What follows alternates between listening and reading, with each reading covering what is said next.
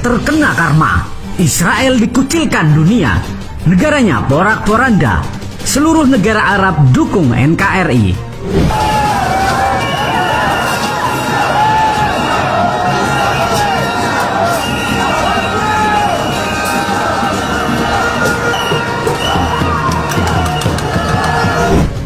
Palestina adalah salah satu negara pertama yang mengakui kemerdekaan Indonesia.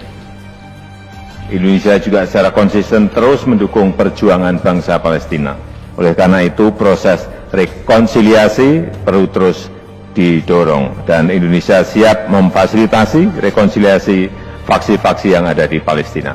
Saya juga menyampaikan dukungan Indonesia agar Palestina menjadi anggota penuh di PBB.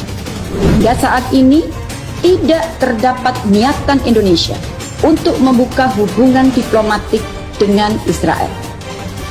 Yang kedua, dukungan Indonesia terhadap kemerdekaan Palestina berdasarkan two-state solution dan parameter internasional lain yang telah disepakati secara konsisten akan tetap dijalankan.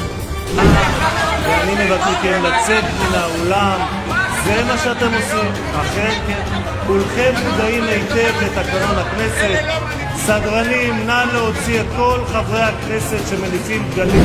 Semua penderitaan Palestina disebabkan oleh Israel sebagai occupying power.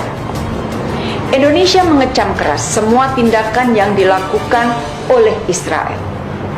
Yang lebih melukai lagi, tindakan tersebut dilakukan di bulan suci Ramadan. Sahabat bagi-bagi, aduh, karma langsung datang ke negara Israel. Israel dikucilkan oleh negara dunia. Seluruh negara Arab menentang Israel. Bahkan Amerika pun ikut mengecam habis-habisan. Warga sipil bahkan militer pun semua berdemo memprotes Perdana Menteri Israel yang keras kepala dan bertindak sesuai keinginannya sendiri. Ulah negara Israel membawa dampak yang sangat besar bagi dunia. Negara diktator ini terus ditimpa banyak masalah hingga perang saudara. Sungguh mulia hati Indonesia yang terus membela Palestina.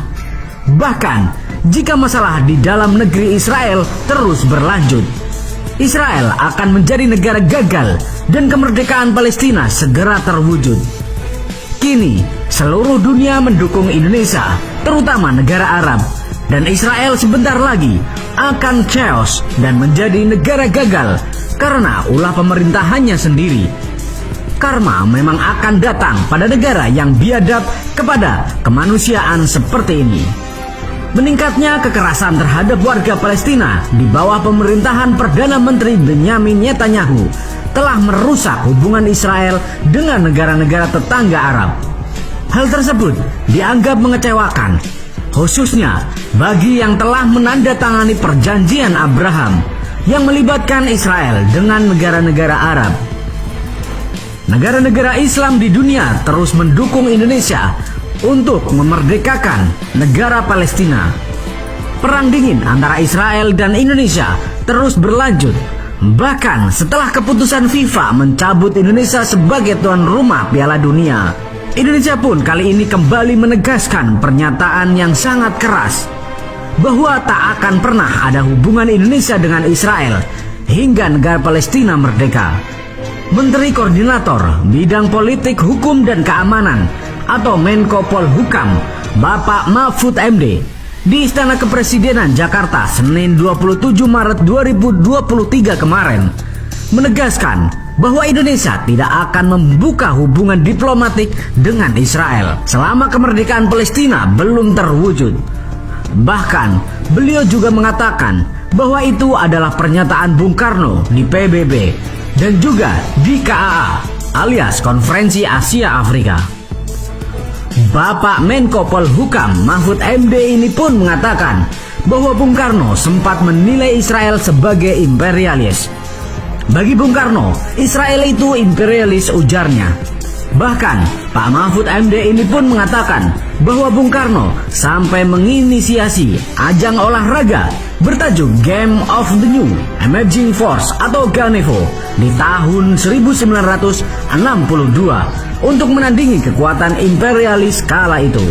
Nah, bayangkan sebegitu besarnya penentangan presiden pertama kita terhadap kaum-kaum imperialis, kaum-kaum yang menjajah kita dulu.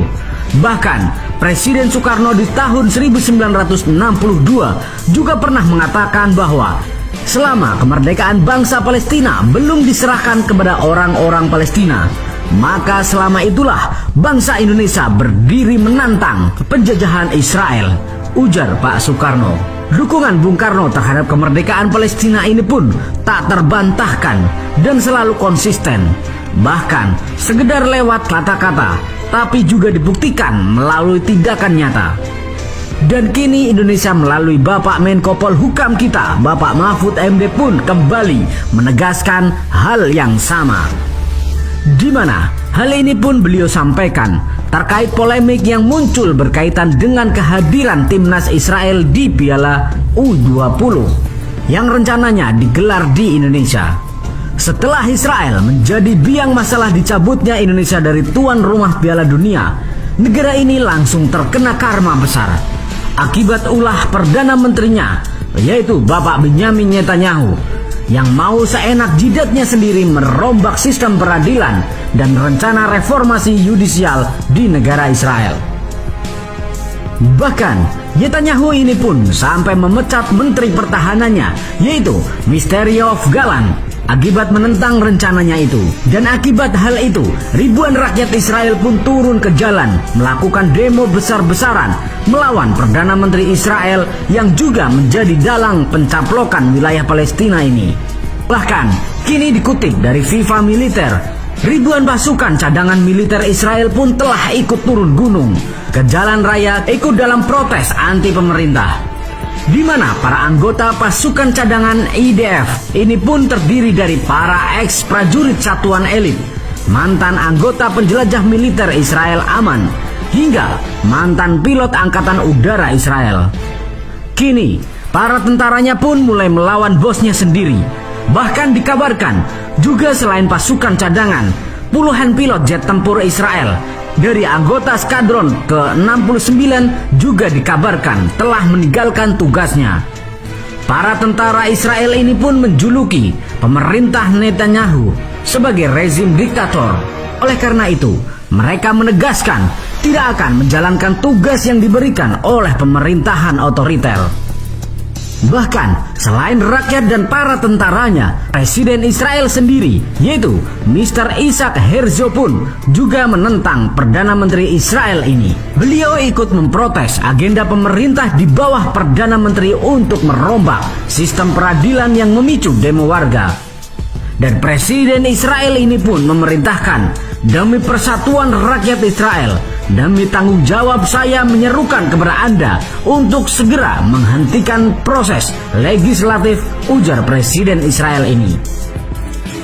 Sahabat bagi-bagi, nah, semakin lama semakin panas.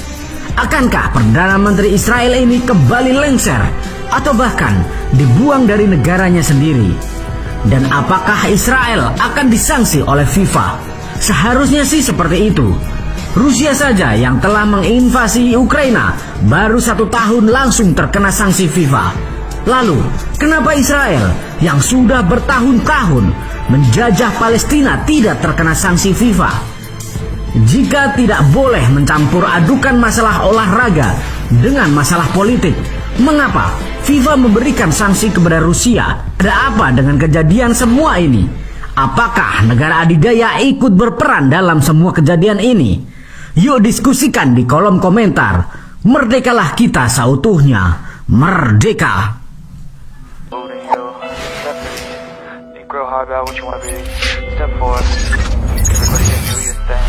Wake up, today's gonna be a good day. Wake up, today's gonna be a good day. Wake up, today's gonna be a good day. Wake up, today's gonna be a good day. Wake up, today's gonna be a good day. Wake up, today's gonna be a good day. Wake up, today's gonna be a good day. Wake up, today's today's gonna be a good day. Yo, set your affirmations, ask for